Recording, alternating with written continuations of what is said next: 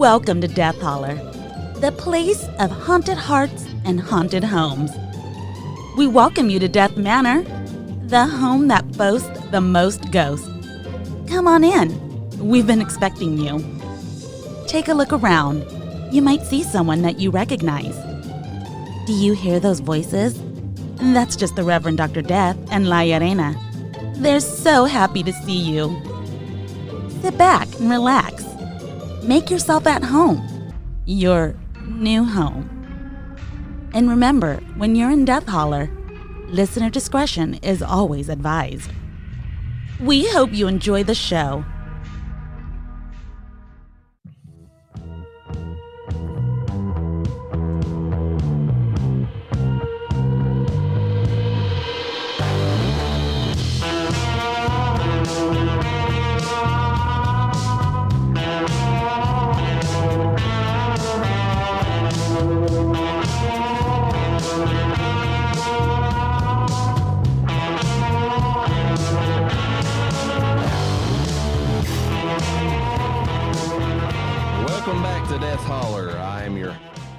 The Reverend Dr. Death, and joining me as always is the original woman in white, Llareyna. How goes your never-ending search for your children, Llareyna? Hola. Yeah, they found me. The little known fact is that I've never actually been looking for them. I've actually been trying to get away from them. That's your secret that nobody was aware of. Yes. Okay, gotcha. And when I tried to get rid of them, they came back to haunt me. And that is the true curse of Llarona, is the weeping woman crying to get away from these little Hellions. They're evil. They're little shits. And they have really high expectations. So that's how it goes. Noah back. How you doing, Noah? I'm doing good. I was kind of jealous listening to you talk about going down to Disney World. Disney World? He did not go to Disney World. Oh, where'd he go? Universal. Where we're going in October. My bad. Well, Universal, Florida. Oh yeah, Orlando. Yeah. Yeah, it's always a good time down there, even if every year me and my wife promise each other that we're going to take it like easier because, age is a bitch and you can't do everything that you want to do. And every year we still, one day we got almost 30,000 steps in. Like, that is fucking ridiculous. Yeah, that's usually when we go to like Disneyland, we're walking at like close to like 10 miles or more in one day. Well, the hubby, Reverend knows what's up when we go to Hollywood. The hubby does not know. I do have a huge surprise, and I am not fucking telling until we get there. So yeah, you're going to enjoy it, Noah. It's going to be worth it. It better not be the goddamn Stranger Things fucking attraction again. Oh yes, that's the fuck. How did he find out? Dude, figured it out. Reverend, already. did you tell him? Dude, that was such a nightmare. Everybody's in their cars and like you got to roll your windows up because of COVID. Well, we don't have to walk, so that's the surprise. Surprise! Yeah. That it was the most insane thing. We just wanted to crack the windows a little bit. Like, you can't do that. We need the windows up because of COVID. Oh, God. It was everybody's in individual cars. What are we talking about? Yeah. That is not the surprise, honey. But yes, Reverend is right. We're going to have a good time. So I am a little concerned about rain because I know that's been literally a damper on the situation a bit. But I think we could still have a great time. Yeah, I think given what you got going on, you'll have a great time because you're gonna. That's gonna mitigate some things. Oh yeah, I'll leave it at that. Yeah. So today, in honor of my co-host, we are covering films based upon the Woman in White or the Wailing Woman legends. First up, we have a nostalgia-filled 1988 cult classic, and rounding out the evening is one of the many film iterations of the Latin American folk story La Llorona. So kick back, try to ignore that creepy, ghostly crying coming from the dark corners of your home, and join us as we discuss A Lady in White and the Shudder exclusive La Llorona. If you're enjoying this podcast, we would appreciate if you would take the time to like, comment, subscribe on whatever podcast platform you prefer. It helps us get more visibility on the podcast listings and helps us grow. We appreciate everyone who listens and hope you enjoy the show. Yeah, we're growing very slowly in the followers, which is exciting to kind of see. And I'm still like, where are you guys coming from? Like, I know the last video we posted did good, and it's still...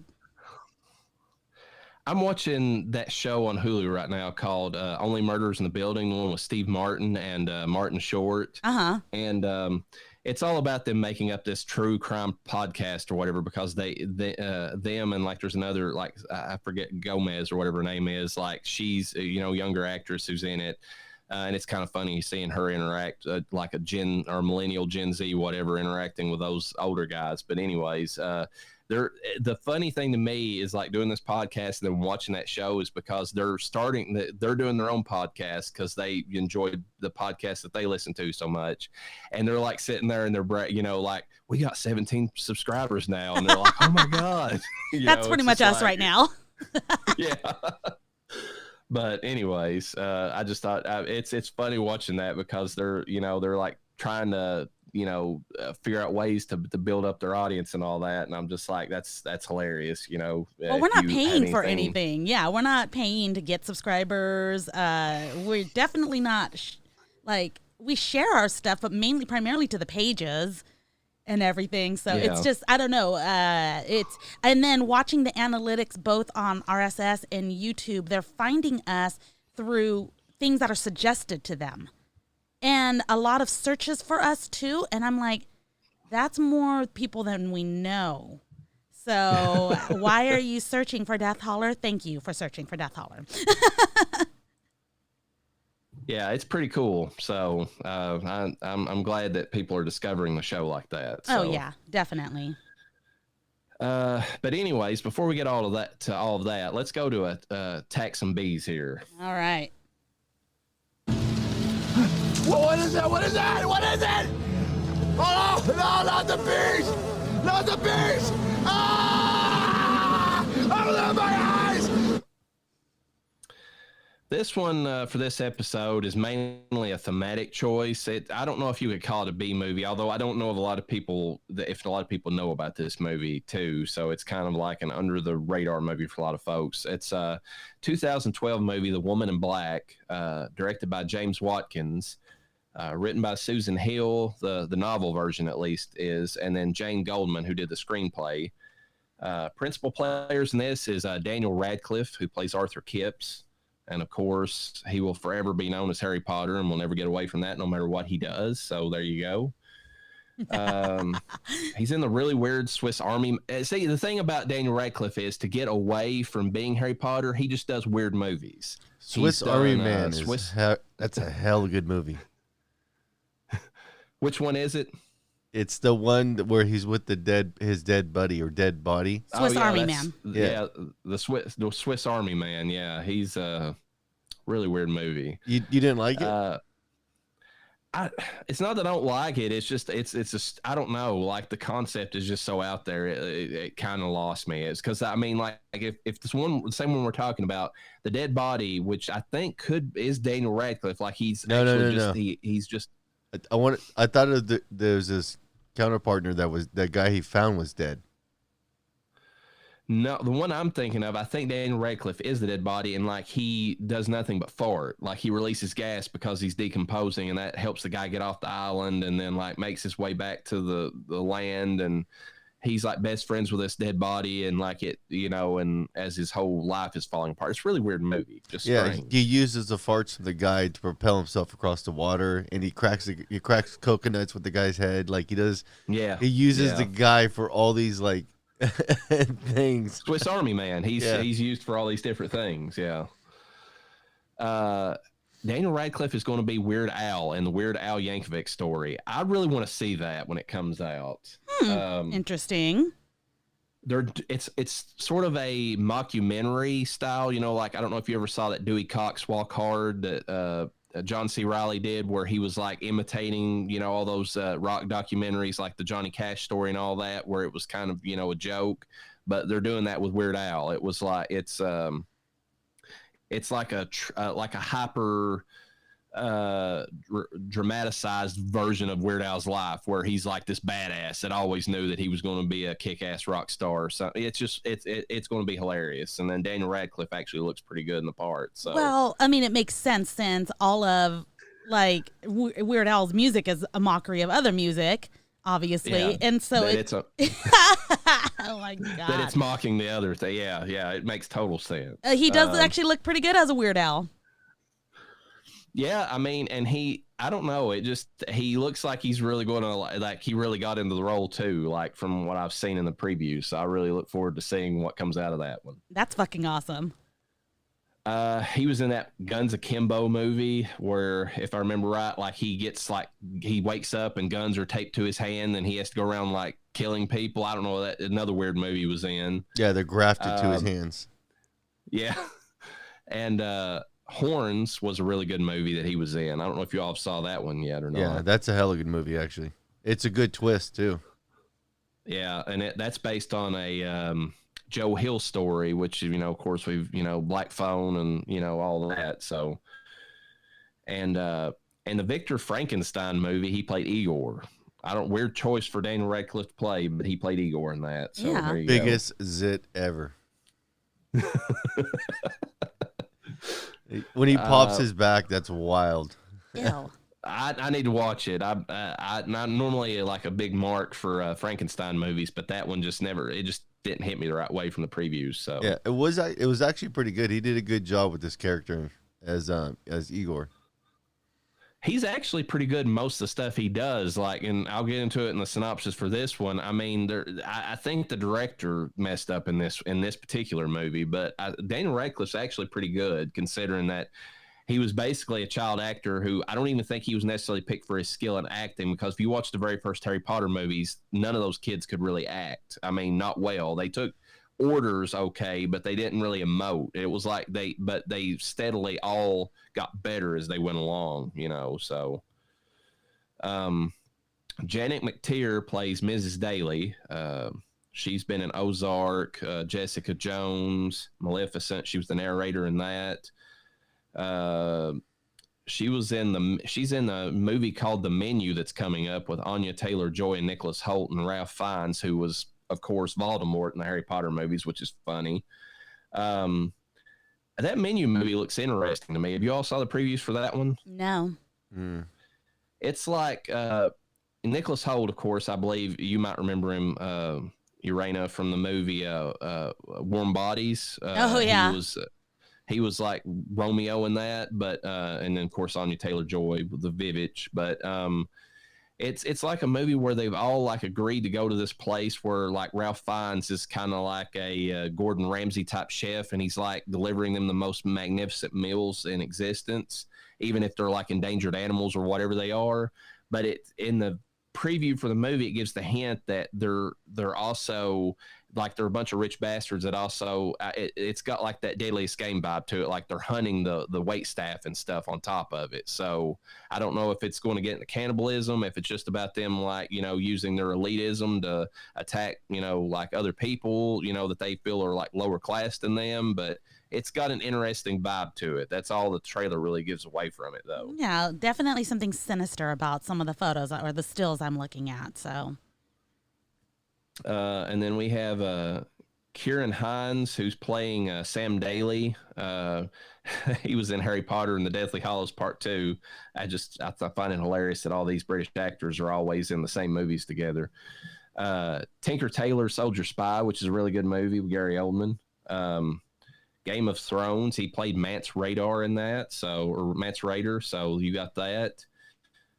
He was in the Terror TV series. Did you ever watch that one on AMC? That was a pretty interesting horror show. Yeah, that was hella good. I didn't watch season 2. I have it, but I haven't watched season 2 yet. It was an anthology series, so they don't really combine, but the first season was really good, I thought, with that frozen Arctic setting and everything. Yeah, it's super creepy. And then the food was all poisoned and everything.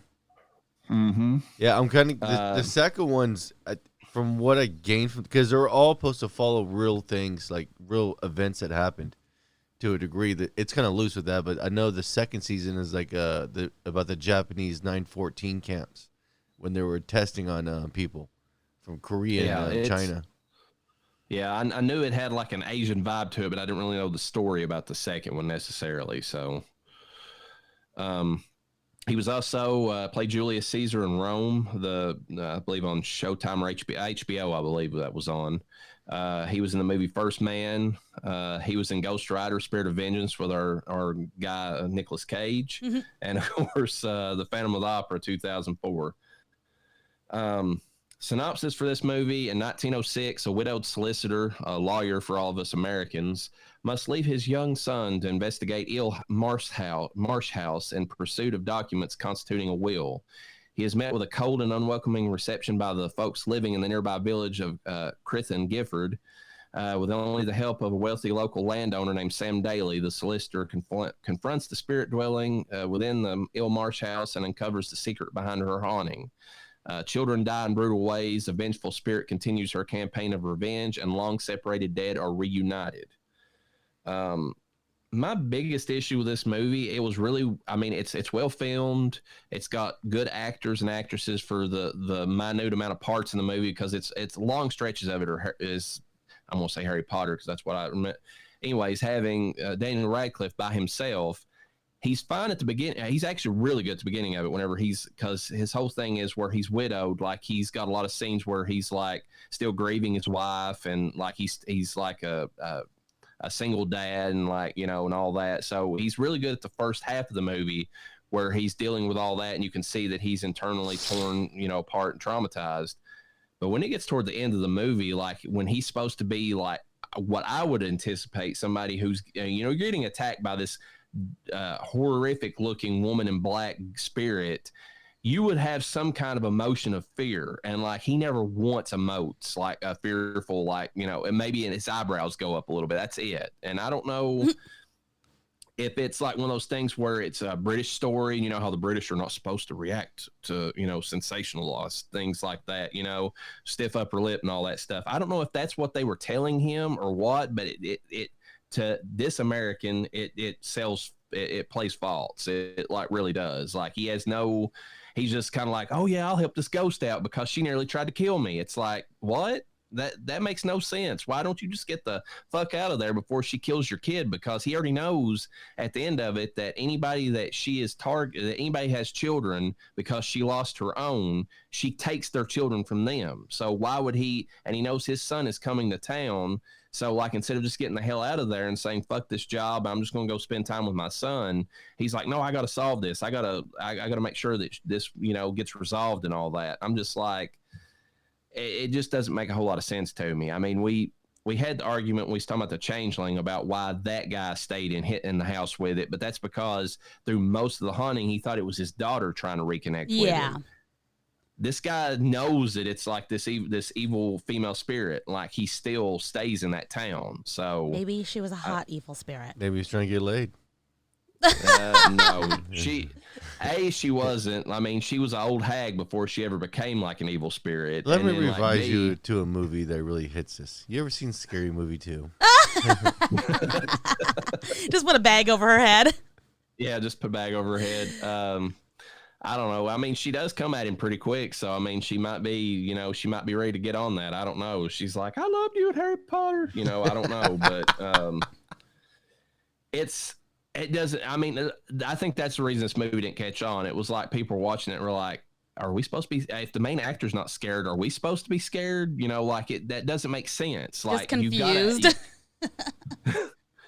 And I don't know. It's one of those things. It's just like, I mean, that's the reason I think Barbarian is so good, because the characters themselves are horrified about what's going on and you're in their shoes. Whereas like this, like, he couldn't be bothered, and, you know, and then Sam Daly doesn't believe in any of the stuff. So he's not scared of the spirit. And it's just like, okay, so what am I supposed to be scared of during all of this? And that's where you're left at. Music wise and all that, it's okay. It doesn't, you know, it's kind of just run of the mill. Like, I mean, at least it does get it right where it, like, the music swells right before the ghost attacks and all that stuff. But when the main actor doesn't really respond to the attack, then it doesn't really help sell it. So, Nick Cage rating, I'm gonna give it Amos and Andrew. It's a good setup in the first act, but the rest of the movie just doesn't really pull off the premise. So there you go. That's what you got for this one. When Donnie G describes a woman all in white, he isn't meaning the same thing we are. Here's a description of a backroom classic at Video Smash Up. Oh no. Oh. And now, it's time for another episode of I think I downloaded the wrong movie.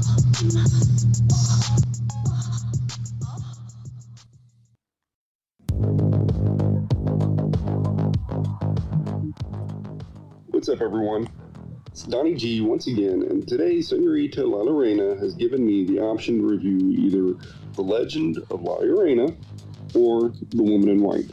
And honestly, I could not find anything that was worthy of such a review until I came across the 1997 Spanish classic La Mora este Coleando de Blanco, which I think translates into The Crying Woman in White. In attempts for success in the corporate world, the young Miss Juanita Vasquez has a group interview before 6 board members. Miss Vasquez, who is obviously nervous, begins to tank the interview, and the board members are growing more and more unimpressed. So in the last-ditch effort, in order to re-spark their interest, she uncrosses her legs, Basic Instinct style, to let them know exactly what it is she has to offer and what she can bring to the table. Some pussy. Now, my review on this is going to be just a little bit based, and I'll explain why once I'm finished. It was a good movie. I wasn't familiar at all with the actress, but you could definitely tell that she knew how to work a dick, or 6. There wasn't any real, for lack of a better term, there wasn't a dominant role. The male actors, they were ragdolling her, and she was 100% into it. It was almost to the point to where I couldn't tell exactly if they were banging her or if it was the other way around. And of course, you couldn't have a 6-on-1 scenario without it ending up in a bukkake scene. Now, my ranking on this is going to be 4 out of 5 eggplants. My only 2 deductions on this was 1/2 point was because gangbangs, they really aren't my thing. Now, if they are your thing, great, more power to you. But me personally, it's just not really my thing. And another 1/2 point is because I have absolutely no clue what this has to do with The Legend of Llareyna or The Woman in White. So if gangbangs here a thing, go ahead and check out La Mora este Coleando de Blanco, especially if you speak Spanish. Maybe you'll catch something that I missed. And again, if you're new at the show, you follow us on Instagram. Follow Death Holler at Death Holler Podcast. And you can follow myself at Big Bald MFER. And until next time, friends, get fucked.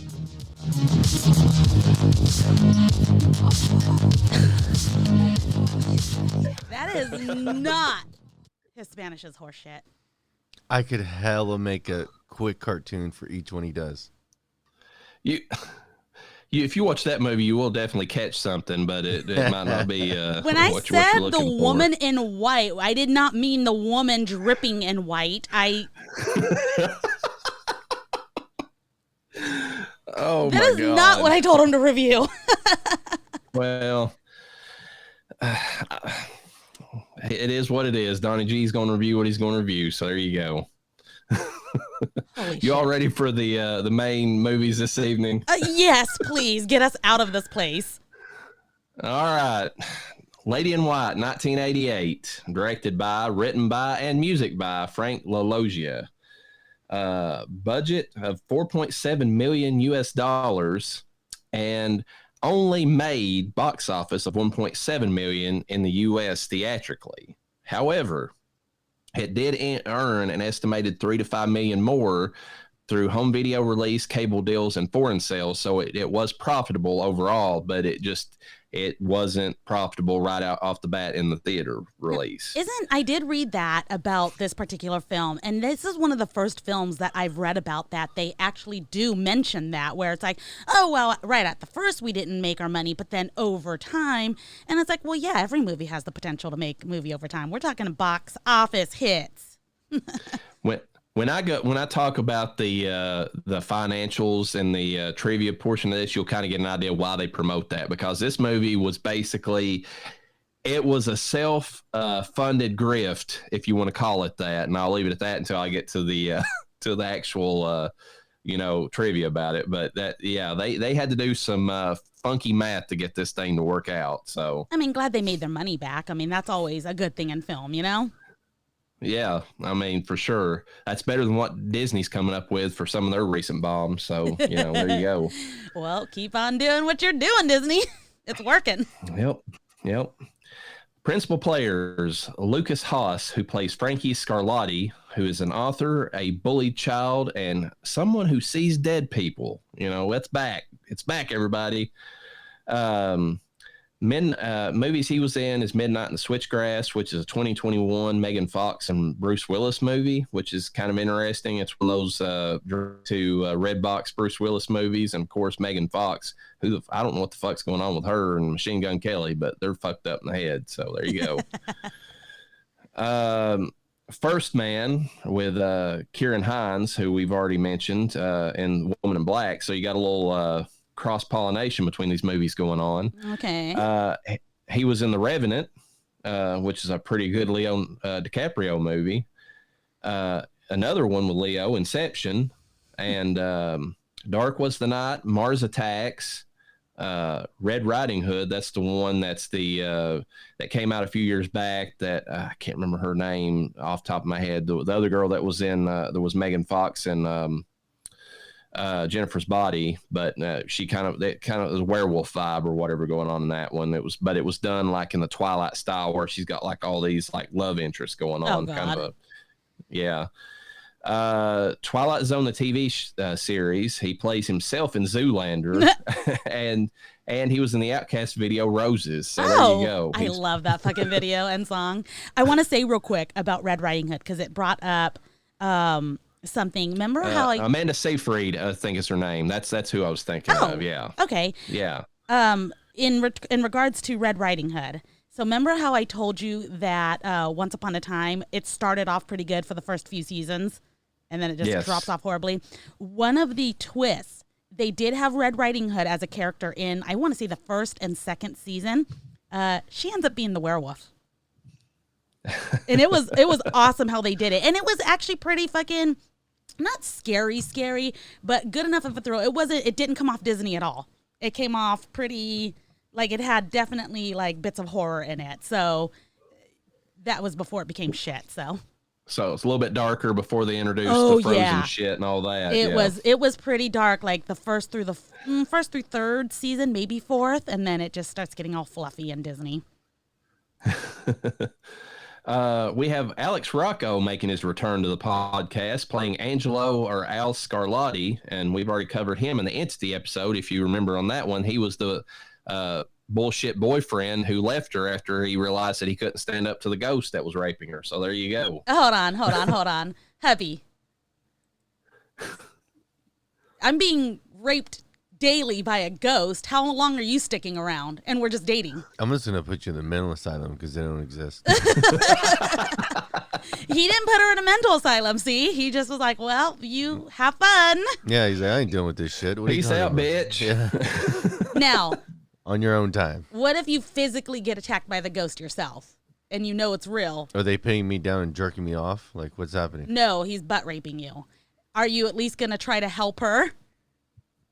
Because you've just been butt raped by an entity and you're like, oh, fuck, this is legit. Keep to myself and leave. Can't tell anybody about this. It's going to make me look bad. He's going to be slowly backing out of the room. and not taking her with you. Hey, you're on your own. See? Okay. See what you brought to our house? This is why I can't be with you. Okay. We have Jason Presson playing Gino Scarlatti, who's the brother. And then, of course, Al was the father. He was in Twilight Zone, the TV series also. Was in Gremlins 2, The New Batch, and in Arachnophobia, which is really weird because he was in the sound department on that one. So he wasn't an actor at that point. He was just working in the sound. He was making the spidery sounds, which that had good spider sounds for sure. What do y'all think about the fact that they're remaking that? Do you think that'd be any good? What? Yeah. Why are they remaking that? I mean, I think, okay, because it was from what I remember, it's been a long time. I thought that movie had really good scares, really good thrills to it. But the new one, if they don't go to CGI, I think it could be good. I think what they're doing on the new one is they're cutting out the comedy, and I don't know if I can handle that because honestly, I do have arachnophobia to a degree, and that's the only reason I love that original movie is because it allows me to kind of have some kind of like therapy in the sense that I know anytime that John Goodman shows up, I'm going to be fine, you know, because he's the comedy relief, you know, but. No. Yeah, I don't know. We're going to have to watch it and decide on our own. We have Angelo Bertolini, who plays Papa Charlie, who's the grandpa who's trying to quit smoking, and his damn wife, or well, actually, no, he loves smoking. His wife won't let him enjoy it. Is he trying to quit? No, he tells her he's going to quit, but no, he enjoys it too much. Okay. Mamma mia. We have Renata Vanni, who's playing Mama Assunta, who is always, you know, giving Papa Charlie a bunch of shit. And always cooking. Yes, and always cooking something. But she's an Italian grandma. Was she? You know, that's what happens, you know. Jared Rushton, who plays Donald. And this little fucker was always the bad guy or was always the bully kid in 80s movies. Like every time I saw him, he was playing that part. Oh, yeah. Yeah. He was. When he dropped that hard R, dude, I was like, wow. Hard R? Oh, yeah. Yeah. He said the N-word, but he said the hard R on the N-word. I know. We were watching. I was like, that's wild. And I will move here like, was it? Tales from the Dark Side, the TV series, the movie Big with Tom Hanks. Oh, yeah. He was in the movie Overboard. He was one of the punk-ass kids that Kurt Russell had. So there you go. He was in that. Yeah, he's very recognizable. Shrunk the Kids. Mm-hmm. And Pet Sematary 2, he was the bully in that one. He was the one that, I believe, is it Eddie Furlong that's in that he beats up all the time? Or yes, and then he gets a dirt bike tire to the face. Yeah, that was one of the best scenes in that movie. Lynn Carew, who plays Phil Terragrossa, who's a complete bastard in this movie and deserved everything that happened to him and more.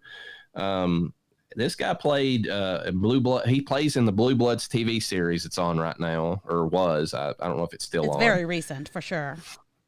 About Schmidt, 1408, a Stephen King movie, Secret Window, another Stephen King movie, and then just a ton of TV appearances. A lot of these were TV actors and actresses, which kind of fits because this has like a TV movie vibe to it, to me. So, Henry Harris, who plays Harold Williams, Men of Honor and The Dark Side of Genius. Terribly tragic what happens to Henry Harris in this movie. Just a simple school, a janitor, and ends up getting fucking ganked because of his skin color. But that's how things happened back in the day. Because this was placed in the 60s. Yeah, because the movie's done in the 80s, but set in the 60s. And I mean, early 60s, not going towards the. Yeah. I mean, they even have like the news, which I liked a little bit. It was setting up the vibe for the times. It has Al, the father. He's watching TV one night, and they're talking about the school and integrations they're doing in the South and all that stuff. And it kind of sets you up for even though they're in the North, there's still a lot of racial division at that time. Big time. And even though it's not stated so much in this movie, you think it's pretty normal, but even Italians, as they were in this film, even they had a hard time integrating into certain areas. So they kind of. I think that's the reason. I agree with you, and I think that's the reason why maybe Al was more sympathetic to Williams' plot, in the movie. Absolutely. We have Rose Weaver playing Maddie Williams. She was in Tales from the Crypt, the TV series, The Accused, and Poetic Justice. We have Catherine Hellman playing Amanda, who was Mona and Who's the Boss. So, I mean, and she was a good friend of Lalogia. That's the reason she agreed to do this movie. She was also in Overboard. So we get a lot of Overboard actors in this particular season. Yeah, kind of weird. Just needed Kurt Russell to show up and kind of pull a trifecta on this one.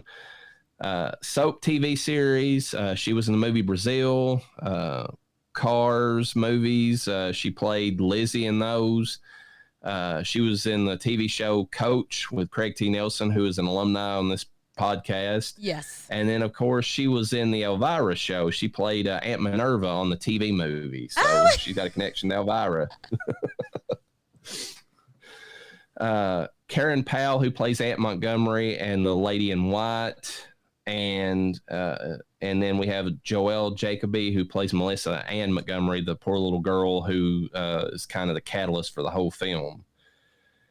So, I don't know. Do you want to cover just like the woman in white lore at this point, or do you want to hold that off until the segment with Llarona, La Llorona, and cover it then? Yeah, let's kind of mingle the two together. Okay. So, synopsis for this, a pretty quick one. A famous horror author comes back to his quaint New Jersey hometown to pay respects to the spirits that changed his life forever. The past comes back to haunt the living. The sins of racism claim another victim, and a serial killer finally pays for his crimes, which is one of the best parts of the movie for me. What do you all think about this movie, just in general? Like, I mean, did you enjoy it? I mean, it's attained a cult status, and like I feel like the last 5 to 10 years. Like, I mean, I didn't even know about it until probably about 5 to 10 years ago. So, are we giving away this information freely already? Because you're going to have to guess whether I liked it or not.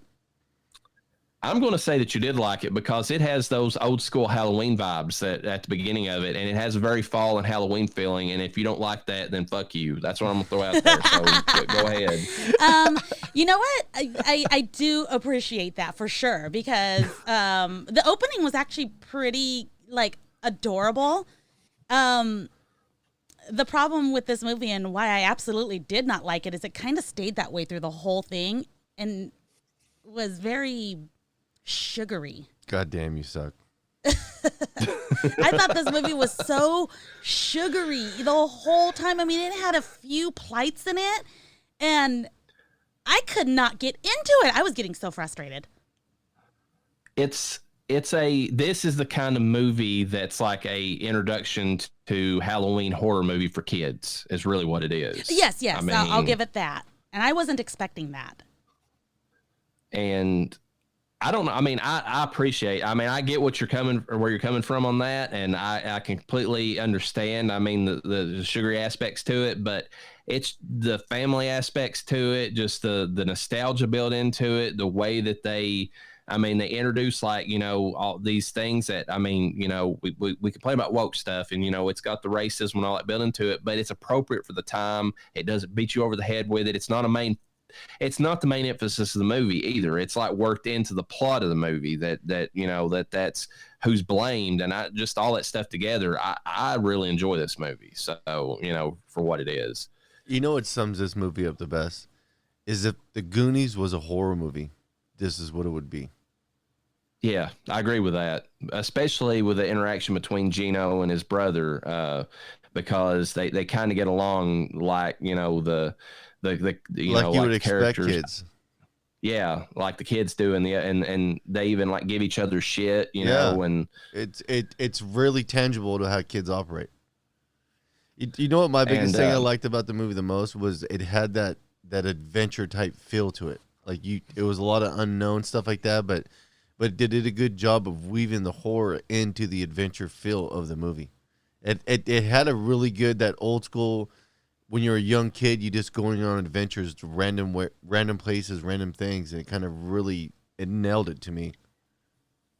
I agree with that entirely, and I liked parts of, and now that you're mentioning that, the aspects of the horror that they work into it, even whenever you think that like they might be beyond it, like and like the scene where Frankie's in his room and he's not really being like, I don't think that's at a time where the little girl is visiting him, but then you see like the girl's grandma who's still living, but you don't realize that at the time, just kind of hovering at the window or whatever, looking in at him or whatever. And she looks so freaky anyways, and that Mona does. So, I mean, it's just like, you know, it works like those elements in as the movie's going along, even if it is like working in the family elements. And it's not, I don't want to say it in the derivative way of saying, because Hallmark movies have a tone and everybody knows what they are, but it has like that Hallmark card feeling to it. It's like, you know, it's just like there's joy in the movie, even if it is a horror movie. So yeah, it very much has a Hallmark feel, but they did a good job of executing what the movie was supposed to be doing. Yeah. It didn't feel like it was a made-for-TV movie, even though it kind of almost comes off like that. It gave me, I told Noah last night that it gave me like a Christmas Story vibes if it was a fantasy horror, you know? To me, I agree with that. It does. It even has like the soft focus at time on the lens to where it's like almost like a dream more than it is like, you know. And the narration as well. It was like watching the Goonies if the Goonies was a horror movie to me. Like when I was watching it, that's all I could think. I was like, dude, they nailed that Goonie type feel, but they executed it in a horror framing. I mean, I can't not love this movie just for even the first part of it, just because like that scene where they're in the school classroom and they've got the pumpkins that they brought in from home, the jack-o'-lanterns, and they're telling like ghost stories, and it's like the last day, so the teacher doesn't give a fuck about the actual teaching of the class, you know, before they go to, you know, have Halloween, and they're just enjoying the day. Like, I mean, even if it was set in the 60s, that was still going on in the 80s. That was like very nostalgic for our childhood. You know, it's like, and I don't feel like kids get that anymore. It's like, I don't know. I mean, that's part of the thing that people complain about with schools, but it's like, if they're not preaching doom and gloom to these poor kids on a 24-hour basis or trying to get them riled up over, you know, adult political things, they're you know, they don't feel like they're doing their job. And it was missing all of that in that school scene. It's just like, your kids have fun, you know, you're getting ready to go on, you know, and have a good holiday, you know, and that sort of thing. It's sad because we got kids nowadays that at like 11, 12 years old, they're like, yeah, I'm not trick-or-treating anymore. I'm too old for that. And I'm like, the fuck you are? Give me your costume, you little shit. I'm going as you. And it even has, I mean, because it's set over a time period, you even get like the Christmas feeling into the movie, like toward the end of it, right before, you know, everything comes to a head and they resolve the killer's identity and all that.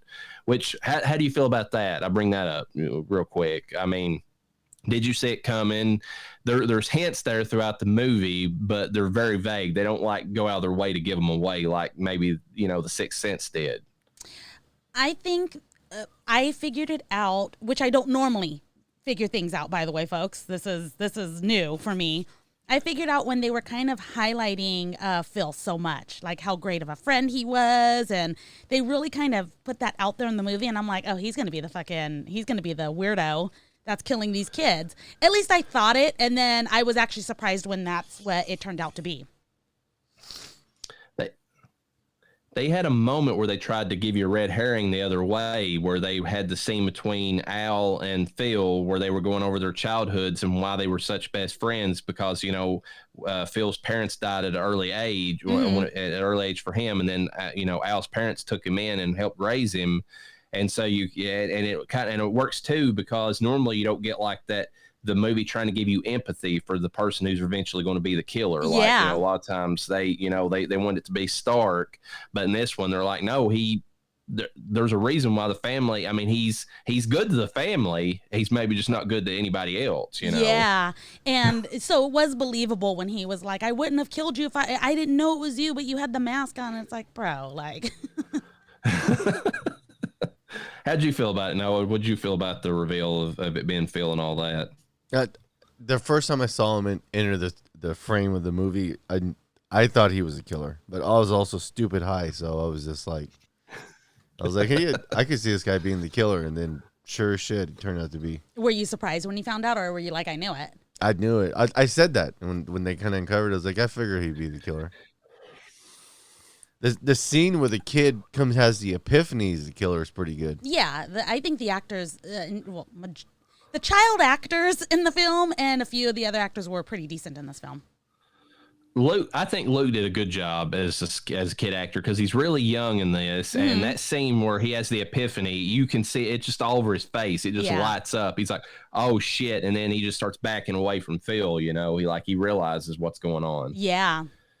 And kudos to them for taking old Bing Crosby song and making it kind of, I mean, at one point in the movie, it's really sweet because the little girl's humming it and all that, because that's the one that she was singing as you know, we don't realize Phil, but whoever the murderer is walking her off to her doom. Yeah. But then like later on, whenever he's humming it, you know, or whistling it, then it gives it a malicious intent, you know, because you realize what's going on with that song, why that's been played all the time. Yeah, there was some weird scenes in this movie too. Well, towards the end when we start to realize who and what Phil is. Definitely some, as my husband put it, Joe Biden moments. Yeah. Yeah, for sure. Yeah. It got real fucking weird. I was not enjoying it at all. I was like, I want to go home. Unfortunately, I was at home in my own bed. Yeah, there was the Joe Biden feel to it, or the creepy old guy who shouldn't be hanging around with kids or being that affectionate toward them. Even if he does feel like their family, that's still a little weird the way he was with it. And because the one guy in the movie that's appropriate with how his affection would be is that other guy, not Phil, but the other guy who works with Phil and Al or whatever at doing the, the metalworking or whatever, making the gates.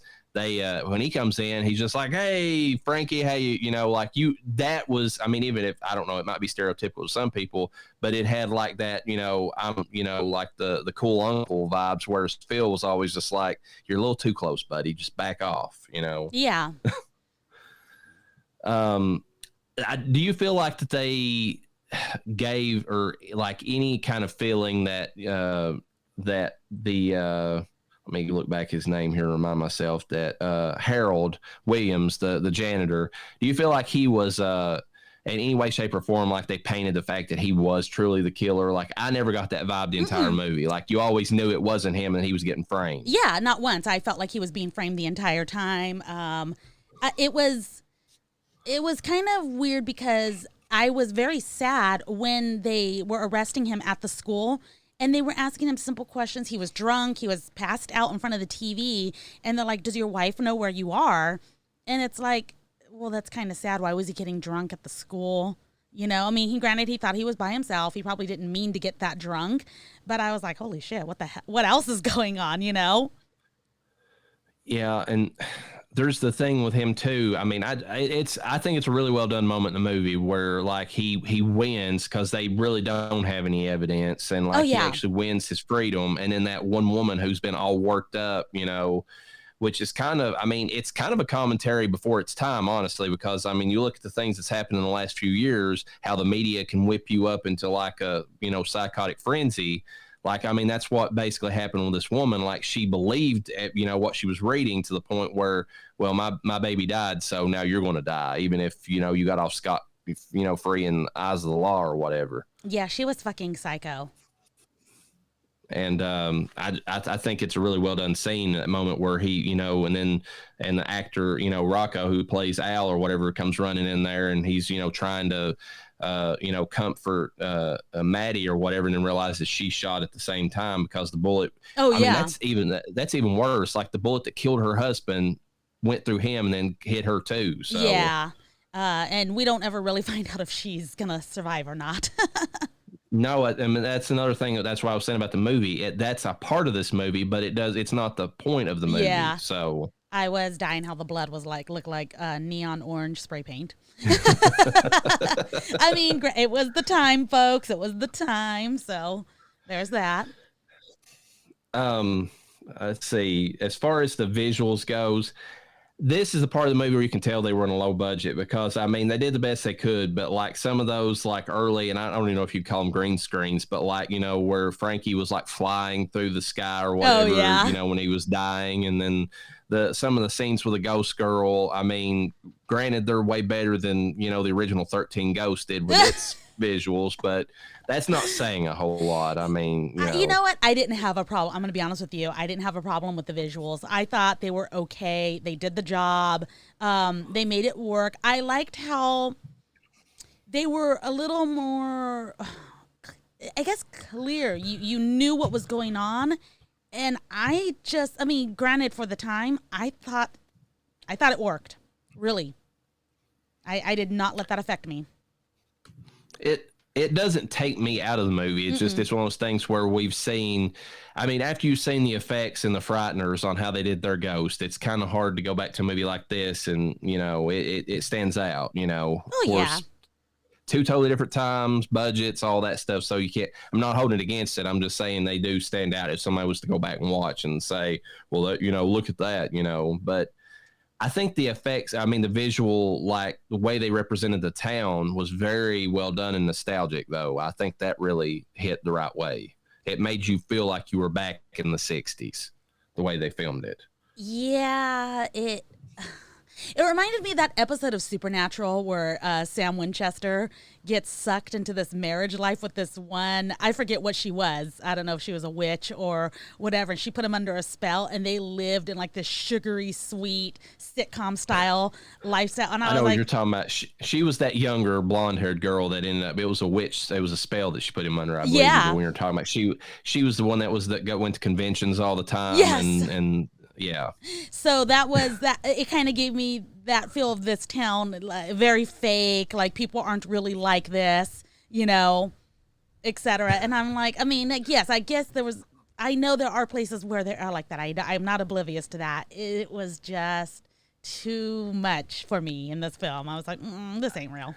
Well, I was going to ask you, but that feeds into it, and you can both answer this. Like, how did you feel about the family aesthetic or whatever? Because to me, that sounds like you would think that was a little too cheesy, a little too saccharine or whatever. But I really enjoyed how they were just a family that cared about each other, even if they were, gave each other shit on occasion, over stuff. That makes it more realistic, the fact that they give each other shit, but enough with the Mamma Mia and the meatballs and the fingers and the talking like this.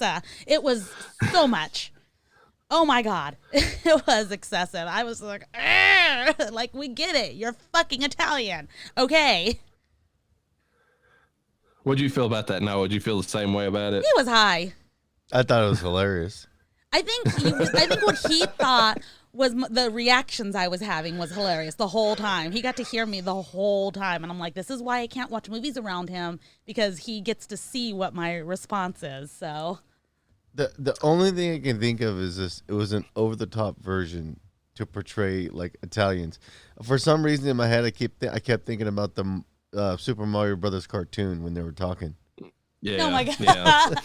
It's me, Luigi. But the funny thing is that La Loggia, I mean, being Italian himself, I mean, he based those characters off of his own family members. So, I mean, even if it was heightened Italian, it came from a authentic background to an extent. So, yeah, I mean, I could imagine how, as a Mexican family, you could make that overly Mexican. So, and then, if you were trying to make Mexicans overly Mexican, it still seemed accurate. Wow. When you've hung out around enough Mexicans, nothing really comes off as over the top when you see like movies. I'm just saying, like with your family and this other ones, it's like it's pretty accurate. It's like, yeah, I could see that. Eso es racista. Oh, really? You're gonna tell me I'm wrong? Yeah, I am. What? You're so wrong. You're wrong. You're not allowed to say that. Okay.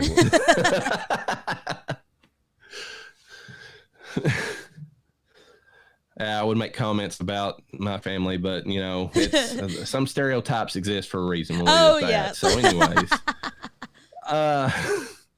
so story-wise, I enjoyed the story in this movie. Like I said, it's a simple story. It's about a kid who sees a ghost on Halloween night.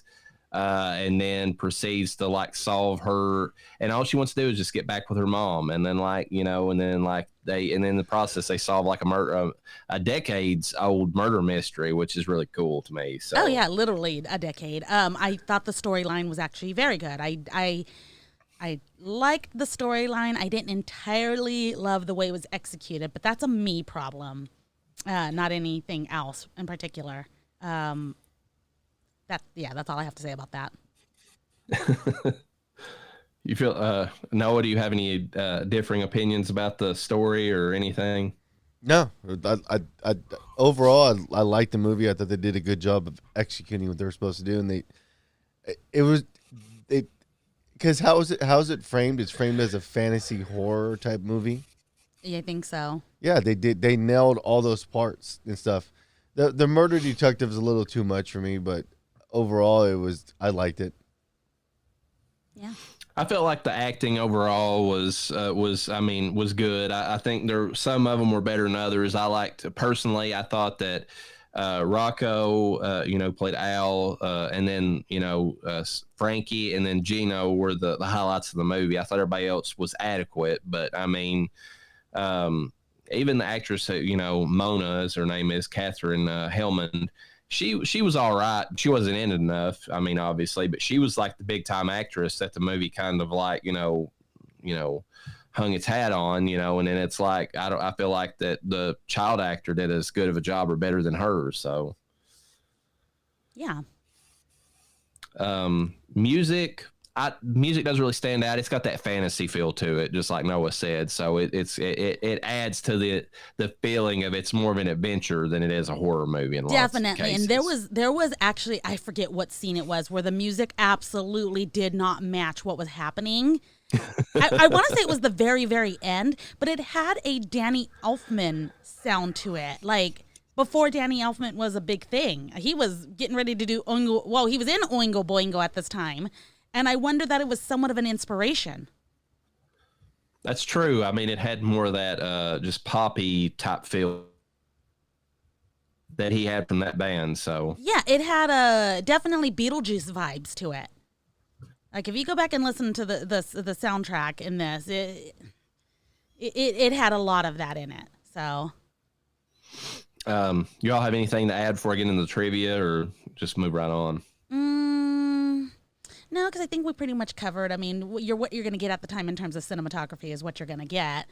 So we discussed that. The characters we discussed pretty well. The music. I mean, yeah, I don't know where else to go with that. Let's get into trivia. You know what I was thinking? The scene where he gets locked in that office, or not office, but like in that coat room or wherever the hell that is. Yeah. Yeah. Like they could have did so much with them being in there and the guy discovering them. Like they could have made it where he scared the guy or whatever. I mean, they could have took that a lot of different ways, and they just went for the one where the kid just gets bombarded instead. Yeah, and it's kind of weird if he didn't know who he was. Why did he let him live when he had been killing kids before? Which I know, obviously, the story had to happen the way. I don't think the movie says this, but I think he thought that he had completely killed him. Oh, okay.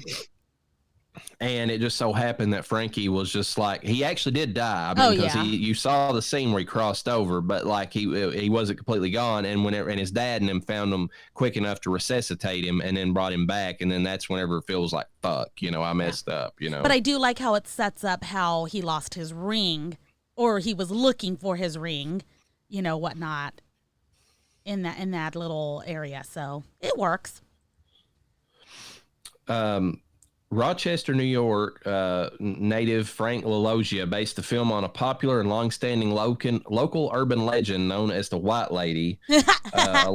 Sorry. Legend has it the White Lady had a daughter who disappeared at the hands of a predatory young suitor, and so the White Lady roams the lakefront to this very day searching for her missing daughter. The supposed residence of the White Lady is actually the base of a demolished hotel that was built in the 1800s. Known as the White Lady's Castle, it has become a popular tourist attraction and party site for teenagers. I did not get that in my lore research at all. The director also wanted the film to be an homage to his family as a way to honor those who had gone and who were gone, and he missed them. So that's like I said, that that Italian, overly Italian thing, that was just kind of his homage to them. He had an initial image of a child locked in a cloakroom that stayed with him and formed the basis for the film was written. So basically, this movie came about from him having just this one image of a kid locked in a cloakroom. And then he was just like, and that stuck with him for a while, and he had it for years. And then like later, I believe it was his cousin. I might get into it in this, but anyways, they mentioned the White Lady's Castle, and then he's like, and then the rest of the story formed around that cloakroom. So that's the whole story was based on that. LaLoggia doesn't consider the film a horror movie, which we kind of covered. It's more of a fantasy movie, if anything. And he self-funded this movie with the help of his cousin, investment wizard Charles LaLoggia. Now, you stay with me on this one because this one's messed up. They basically sold stock in the company they made up to produce the film, Thoroughbreds US Incorporated, because Charles was very into horse racing, and which eventually became New Sky Communications. So they sold stock to this company that they made up. Some extra funding came from actress Katherine Hellman, who, Mona, and by taking a page out of the Coen Brothers playbook and filming a promo reel of the climactic cliffhanging scene at the end of the movie. They used that one scene and screened it whenever they were low on funds to complete the film. They used that one scene and screen it for some New York bankers to finally get the final amount of funding they needed to wrap everything up. LaLoggia had his first film, Fear No Evil, completely messed with by now defunct production company Avco Embassy after they pitched it in the final pitched in the final $200,000 to $300,000 needed to fund it. So that's the reason he tried to totally self-fund this movie through the backing of other people, because when that one company basically took over his original film, Fear No Evil, they started calling the shots and completely fucked this movie 10 Ways from Sunday. So they changed the point of it. And then they went out of business shortly thereafter. To make the most of his budget, LaLoggia sat down with the director of photography, Russ Carpenter, and storyboarded every single shot in the film, which is not common. So they sat down and had a comic book version of each scene in this movie. Holy shit. Every single one. 1,500 drawings it took to make that storyboard. Russell Carpenter would later win an Oscar for Titanic, speaking what Noah mentioned earlier. So there you go. It did not do well in its initial theatrical run, with many South California movie theaters reneging on their contract with the distribution company New Century Vista and pulling the movie after just 1 week. See, they initially had a contract that they were just going to show it every week like they were supposed to, and they pulled it at the first weekend and fucked everything over. It was released in April 1988 against the biggest slate of new films to come out in quite a while. 54 films were released that April versus 33 the previous year. And some have blamed this film's main story hook, the murder of a child, as the reason it was not accepted initially. And even though that Nightmare on Elm Street had the same concept years earlier, it was less realistic in the way the child murders were presented. So think about that. Freddy Krueger was less realistic, and so therefore was able to sell the movie a little bit better. Okay. God damn. Well, they did do it in a stylized manner, so I'll give them that. They didn't just show kids getting choked out, which is more common, Virgin Video paid millions for the home video rights and pushed out 100,000 copies to local video stores, giving the film a new lease on life as a home rental. Yeah. The foreign sales of the film, along with a video distribution deal, helped the movie make back every bit of its money before the disappointing U.S. theatrical release. So this movie made all of its money back before they ever released it in the theater. Oh, okay. So they weren't too worried about that theater release, probably. No, they weren't happy about it, but they wasn't that worried about the fact that it didn't get pulled. LaLoggia said the movie continued to do well in these markets and made quite a bit of money for everyone involved financially over time. So, they made bank on it eventually because of home video.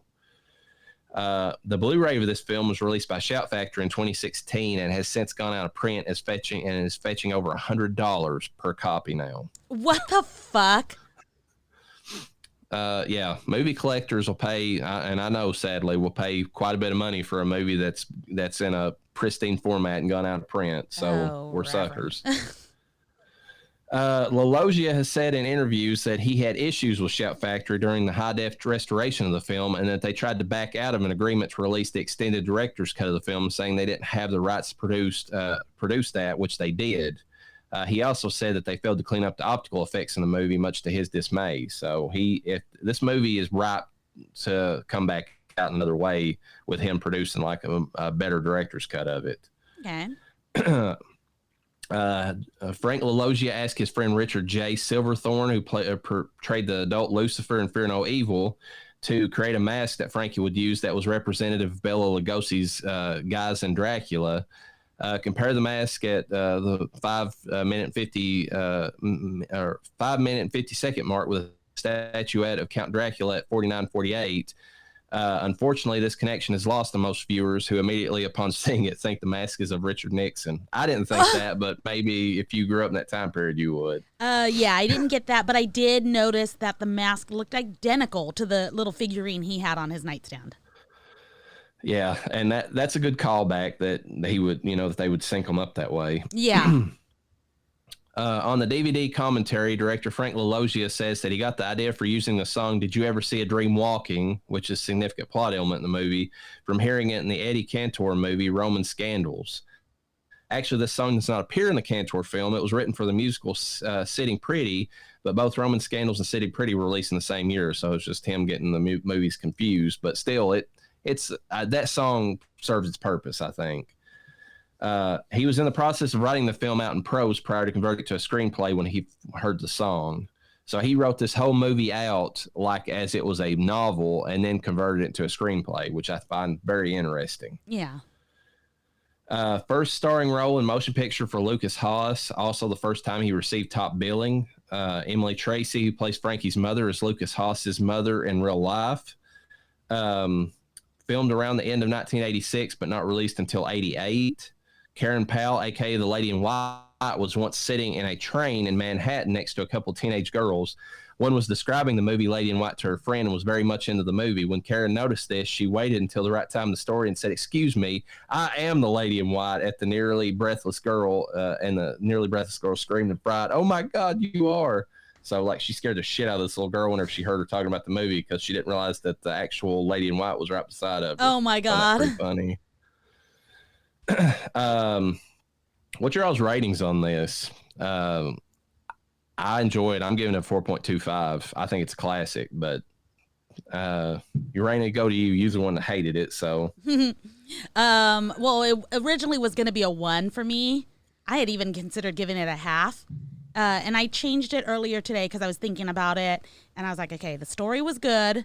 The actors were pretty decent in this film.